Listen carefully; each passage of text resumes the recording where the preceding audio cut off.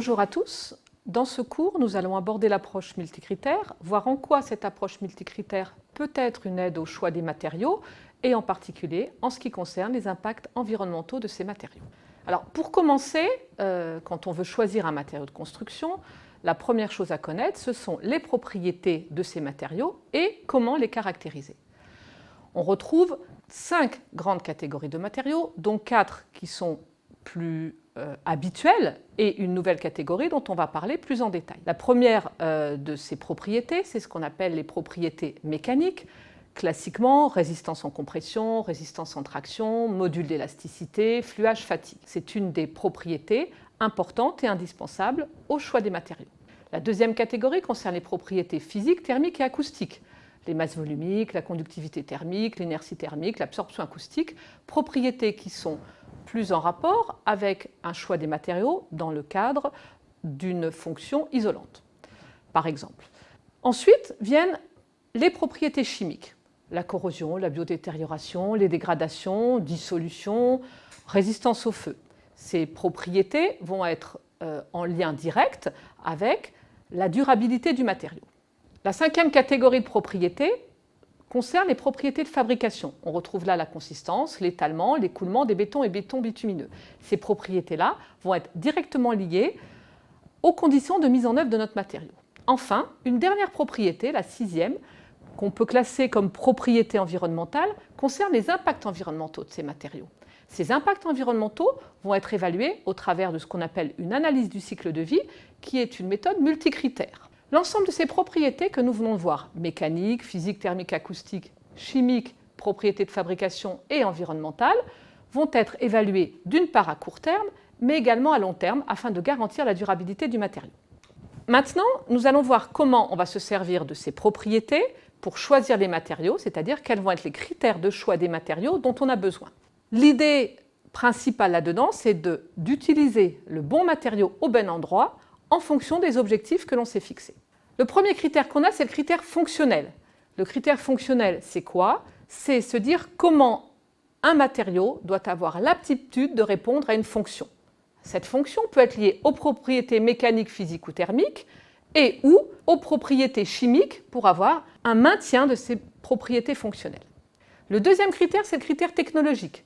Le critère technologique va être lié aux propriétés de fabrication évoquées précédemment. Comment ces propriétés de fabrication vont avoir une implication sur la conception de l'ouvrage. Le troisième critère, c'est le critère économique. Et là, il se décline avec deux aspects, le coût d'une part, mais également la disponibilité du matériau. Un matériau non disponible va engendrer un coût supérieur. Autre critère, le critère personnel. Celui-ci va prendre en compte l'esthétique, le choix esthétique de l'ouvrage que le maître d'ouvrage ou le propriétaire va vouloir mettre en avant, et d'autre part, les habitudes et le contexte régional. Enfin, le dernier critère, le critère environnemental, lui va consister à évaluer l'impact environnemental, ou plutôt les impacts environnementaux d'un matériau, à travers une analyse des cycles de vie, mais également l'impact sanitaire pour vérifier sa non-toxicité, non-nocivité. Comme on le voit, les critères de choix des matériaux sont finalement multiples. C'est pour ça qu'on va avoir un choix à faire et on peut considérer que ces critères de choix des matériaux, à chaque fois, ça va être pour différents objectifs, d'où la notion de multi-objectifs. Ces impacts environnementaux, que sont-ils? À quoi correspondent-ils? Quand on va vouloir évaluer ces impacts environnementaux, on va chercher à évaluer ce qu'on appelle l'éco-responsabilité du matériau au travers d'une analyse du cycle de vie. Cette analyse du cycle de vie, tout d'abord, elle est multi-étapes. Le cycle de vie va depuis la conception du matériau jusqu'à sa fin de vie, en passant par l'extraction des matières premières, la fabrication, la mise en œuvre, l'usage, jusqu'à la fin de vie, avec différentes étapes de transport. On est donc dans un procédé qui va être multi-étapes. Par ailleurs, cet objectif d'impact environnemental est lui-même multicritère, puisqu'on va évaluer plusieurs impacts environnementaux. Parmi les plus connus, l'épuisement des ressources, les déchets produits, le réchauffement climatique et bien d'autres. Nous allons les voir plus en détail. Puisque nous avons une analyse multicritère sur plusieurs impacts environnementaux, on peut se poser la question pourquoi et comment les évaluer? Comment évaluer tous ces critères, qu'il s'agisse de l'épuisement des ressources, du réchauffement climatique, de l'utilisation de l'énergie ou bien d'autres? Nous venons de parler de ces différents impacts environnementaux. Sur la droite de votre écran, vous les voyez. Épuisement des ressources, changement climatique, acidification. C'est ce qu'on appelle le multicritère.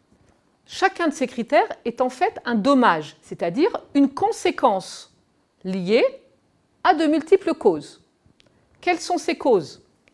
La consommation de matières premières, les émissions atmosphériques, la consommation des énergies, les émissions des fluides liquides.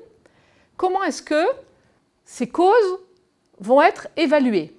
Tout simplement en réalisant un inventaire. On va réaliser une liste de ce qu'on appelle les flux entrants et sortants, les flux entrants étant tout ce qui est consommé, les flux sortants étant tout ce qui est émis. Ça, ce sont les causes.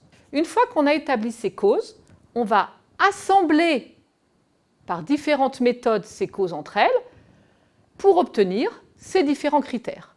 Pour avoir le détail de cette méthodologie, il faut se rendre dans le cours sur l'analyse du cycle de vie. Donc, les différents critères dont nous avons parlé jusqu'à présent, les impacts environnementaux, sont en fait les conséquences liées aux causes initiales que sont les flux entrants et sortants. Pour illustrer cette notion de conséquence, cause, nous allons prendre l'exemple de l'indicateur d'impact environnemental réchauffement climatique, donc de la conséquence réchauffement, changement climatique. Le changement climatique, aussi appelé bilan carbone, est donc lié à plusieurs causes, que sont les émissions de gaz à effet de serre, émissions de dioxyde de carbone, de méthane, de protoxyde d'azote et bien d'autres, illustrées sur le schéma que vous voyez ici.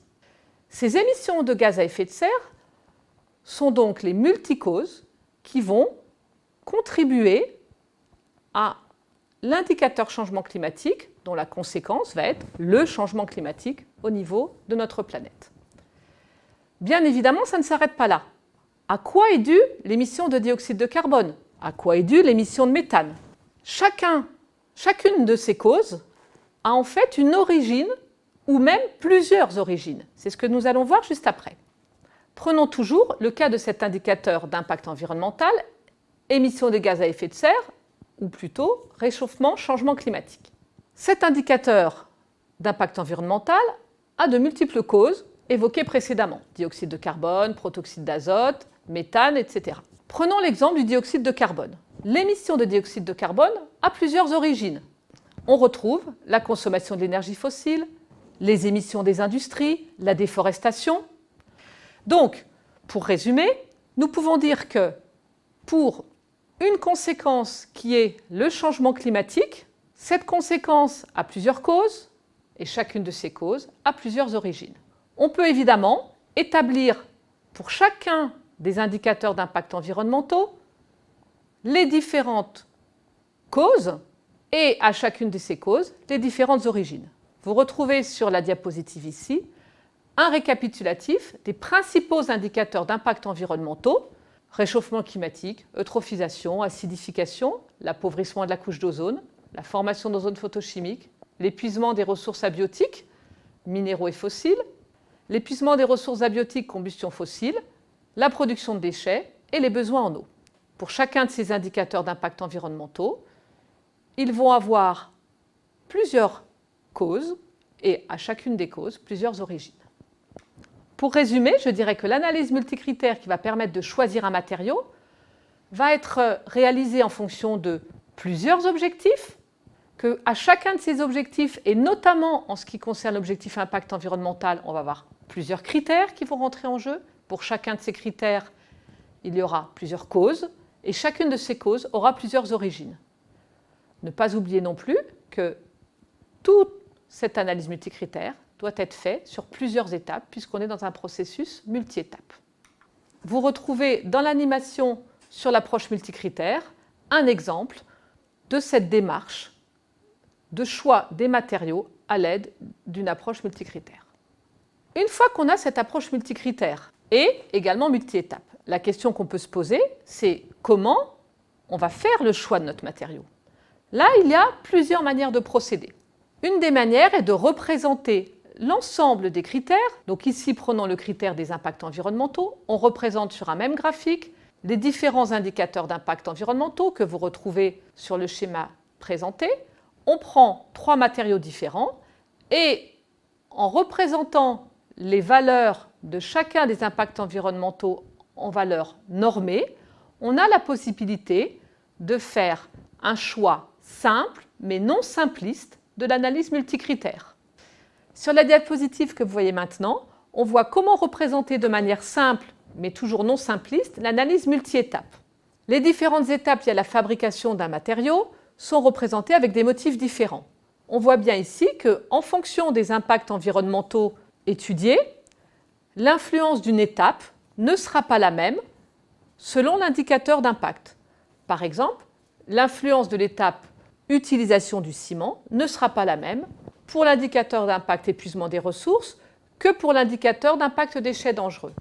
Ainsi, en croisant l'analyse précédente où on compare 3 matériaux sur la totalité du cycle de vie en valeur relative, et ici, pour un matériau, l'analyse du cycle de vie sur l'ensemble des indicateurs d'impact environnementaux, mais avec une représentation de toutes les étapes et toute la contribution de chacune des étapes au niveau du cycle de vie, on a la possibilité de choisir le matériau qui correspondra le mieux aux objectifs que l'on s'est fixés. En résumé, comment se servir d'une approche multicritère pour faire le choix des matériaux? La première chose qu'il faut savoir, c'est que l'approche multicritère est complexe. Elle est nécessaire pour choisir le bon matériau au bon endroit. Elle doit être réalisée avec méthode et surtout avec objectivité. Je vous remercie.